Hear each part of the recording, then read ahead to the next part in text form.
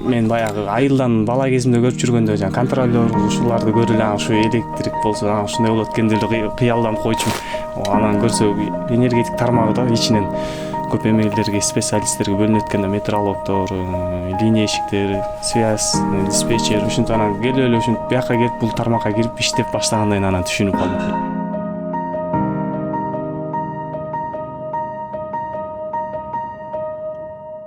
Гидроэлектростанциялардын, жылуулук электр борборлорунун көпчүлүгү Союз убагында курулган. Ал эми жогорку чыңалуудагы аба чубалгылардын жана көмөк чордондордун эскилиги 80%га жеткен.